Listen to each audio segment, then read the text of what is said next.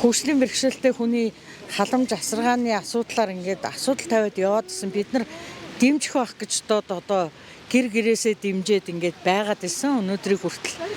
Ер нь бол одоо 302 мянган төгрөгөөр нэг хүн амьдран ч гэдэг юм уу, тийм юм бол энэ нийгэмд байхгүй.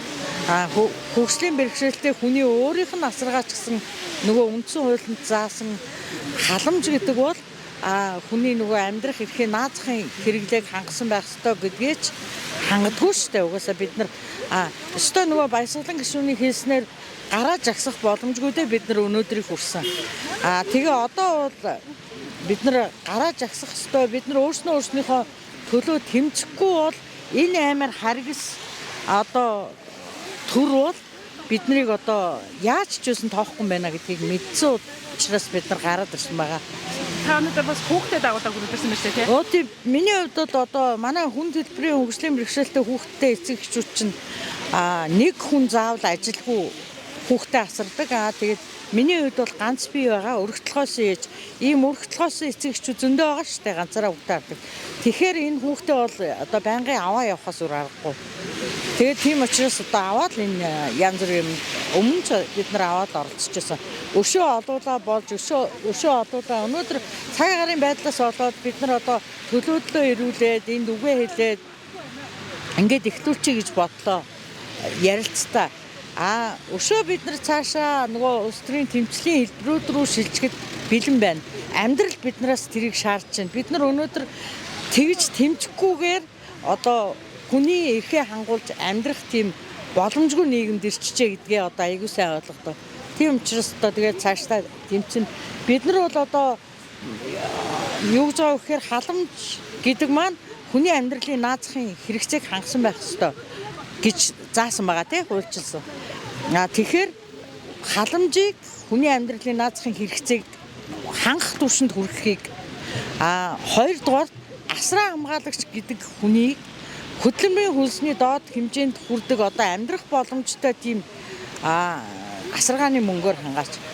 Гуравдугаар нийгэм тэртээ-тэргүй ялгуурлан гадуурхагдаж амьдарч байгаа нийгмийн сүүдэрт амьдарч байгаа биднийг улсын их хурлын гишүүний эндэр дээрээс бидний төлөөлөл болоод улсын их хурлд сууж байгаа хоёр гишүүн саран чулуун гишүүнийг маань бидний асуудлыг ярьж хахад илтээр доромжлоо Жамбинбатцүр гэдэг гишүүн. Тэрийг дэмжиж байгаа тэр хүмүүс одоо инээлдээ төгрөлдөө цаана одоо дуулдж байгаа штэ. Ингэж доромжилж байна гэдэг бол нийгэм одоо ямар үлгэр дуурайл үзүүлээд байгаа юм тий. Хөгжлийн бэрхшээлтэй хүмүүс гэдэг хөгжлийн бэрхшээлтэй иргэд гэдэг маань нэг хоолны төлөө явж байгаа хүмүүс байж таарах нь бидний тэнд суулгасан хоёр гишүүнч тийм байх нь энд зогсож байгаа хөгжлийн бэрхшээлтэй хүмүүс тийм байх нь л тий. Тэгэхээр бид нар бол энийг хүлээн зөвшөөрөхгүй.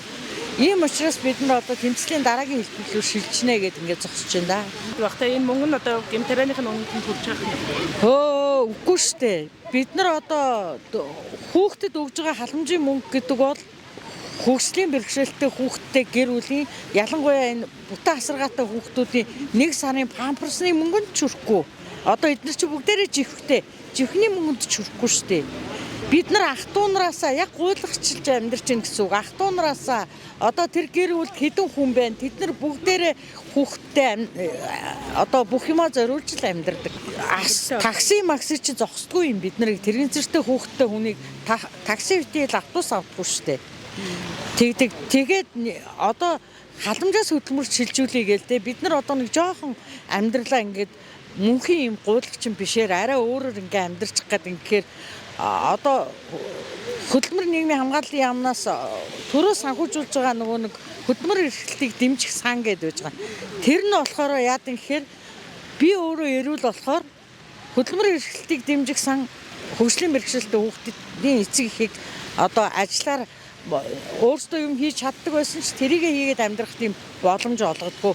Ягаад тэгэхээр тэр сангаас дэмжидэггүй. Ягаад тэгэхээр би өөрөө эрүүл. Хүүхдээ түрээд ажил хий гэхээр энэ хүүхдүүдийг авах ажил байдаггүй.